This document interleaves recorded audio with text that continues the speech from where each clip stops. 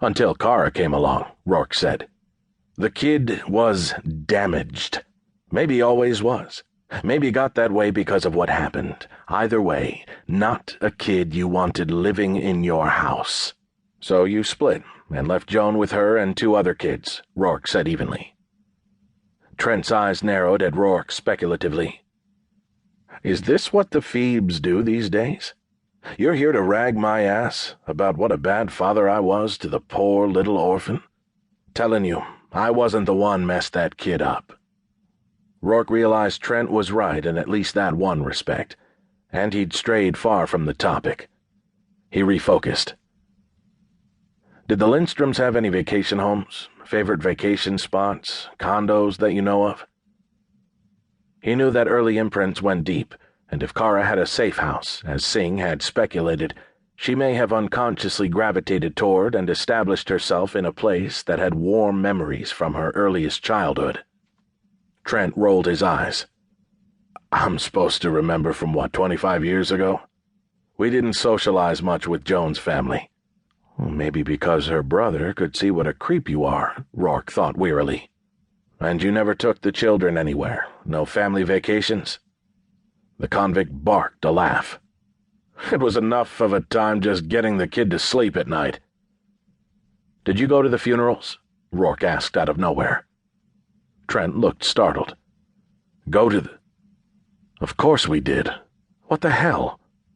It was the most natural response Roarke had gotten from him yet, so he tried for more.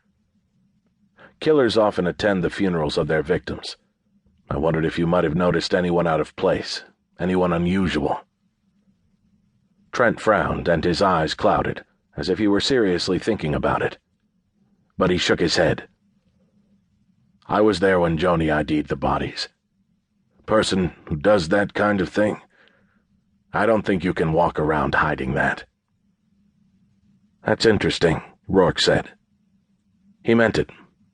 He sat back in his chair and studied Trent. Trent stared back. You seriously opening all that up again? The man shook his head. Brother, good luck. No one ever had a clue. Roarke had the feeling that Trent would sit talking to him all day if this were the topic. And what was surprising about that? A violent attack, an unsolved mystery, a brush with evil and legend. It's not something a person would ever get over. Kara hadn't. He hadn't himself. There's nothing at all you can remember. No hint that anyone got that this was going to happen? Trent laughed without humor. Like, why someone would want to kill them, besides how damn perfect they were? The ugly look was on his face again, and Roarke thought not for the first time that as disordered as the killer seemed to have been, he was selective enough to consistently pick happy, nuclear families, ones that could have aroused envy even in less overtly disturbed individuals. How about crank calls, signs of an intruder, an attempted break-in, someone watching the house, anything unusual, anything at all? Just the rabbit, the convict said. Roarke felt a sudden chill of significance. What rabbit? About a week before it all happened. Jillian, Joan's sister, found a jackrabbit all torn up on the porch. Out here. Trent waved vaguely at the window, the desert outside. Coyotes do that shit all the time. No one thought anything of it till afterward. But Joan said something about it later. Roarke had read nothing of this in the police files. She said something later. How much later? Trent shook his head. She didn't even remember it for a while. A month or so, maybe. She told the cops? Trent frowned. Course. You're sure? Roarke said intently. She called in or went in to report finding the rabbit to the investigating officers a month or so later.